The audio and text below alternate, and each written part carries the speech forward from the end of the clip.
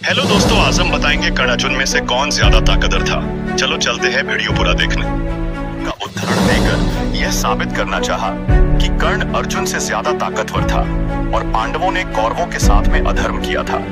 लेकिन इस उदाहरण को पढ़ने से पूर्व हमें यह जान लेना चाहिए कि भगवान ने ऐसा क्यों कहा था। जब दुर्योधन हार गया था तब उसने पांडवों के ऊपर यह लांछन लगाया था कि पांडवों ने अधर्म पूर्वक नियम तोड़कर भीष्म पितामह, द्रोणाचार्य, पुरुषवा और कर्ण को मारा था, जिसे सुनकर पांडव उदास हो गए थे। तब पांडवों को सांत्वना देने के लिए उन्होंने उन लोगों को नाम लेकर यह कथन कहा था जिन लोगों का नाम दुर्योधन ने लिया था। इस कथन से यह साबित नहीं हो जाता कि अधर्म हुआ था। हाँ, रथहीन होने की वजह से वह युद्ध के जो नियम तय किए गए थे उनके विरुद्ध अवश्य जरूर मारा गया था, जैसा कि दुर्योधन ने कहा था। लेकिन उसके कोई अधर्म नहीं हुआ था, क्योंकि युद्ध के नियमों का टूटना पहले दिन से ही हो रहा था और कर्ण इस प्रकार के किसी भी दया का हकदार भी नहीं था। तरुण जी ने यह भी कहा कि भगवान ने कर्ण को मारना मुश्किल बताया था, इसके कारण वह अर्जुन से ताकतवर हो गया। तो सबसे पहली बात तो यह है कि एक होता है मारना और एक होता है हराना।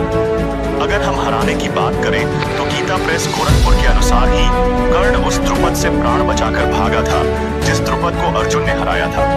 द्रौपदी स्वयंवर में भी कर्ण अर्जुन से डरकर पलायन कर गया था।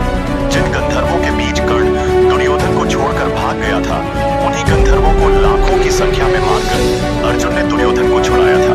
विराट युद्ध में 3 बार, महाभारत युद्ध में 17वें दिन से पूर्व कम से कम वह 4 बार अर्जुन से हारा था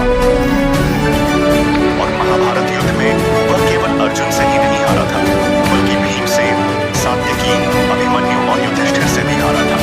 गीता प्रेस के अनुसार इसे जीवन दान भी दिया था। अब आते हैं मारने पर।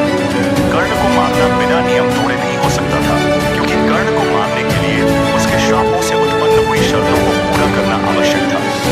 इन शर्तों के अनुसार केवल अर्जुन ही कर्ण को मार सकता था और अर्जुन को भी उसे तब मारना था जब कर्ण के रथ का पहिया जमीन में धंस चुका हो, जिससे वह संकट में फंस गया हो। तब अर्जुन को पराक्रम करके उसे मार डालना था। साथ में अर्जुन को उसे एक टाइम लिमिट में भी मारना था, क्योंकि उसने युधिष्ठिर के समक्ष सूर्यास्त तक उसे मारने का वादा किया था। कर्ण की गर्दन को अर्जुन ने सूर्यास्त के समय ही काटा था। अगर अर्जुन कर्ण की नौटंकियों पर ध्यान दिए रहता और रुक जाता तो सूर्यास्त पहले ही हो जाता और अर्जुन को अपनी प्रतिज्ञा के कारण अपनी जान से हाथ धोना पड़ता।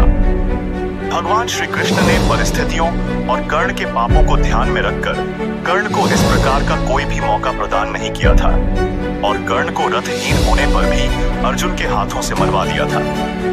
आजकल कुछ लोगों में टीवी सीरियल देखकर यह भ्रम है कि वो शस्त्रहीन और असावधान अवस्था में मारा गया था, जिसका खंडन गीता प्रेस गोरखपुर और बोरी दोनों ही करते हैं। महाभारत के अनुसार अर्जुन ने कर्ण के श्राप पूरे होने से पहले ही ऐसी अवस्था में पहुंचा दिया था कि वो वात पित्त रोग से पीड़ित हो चुका था।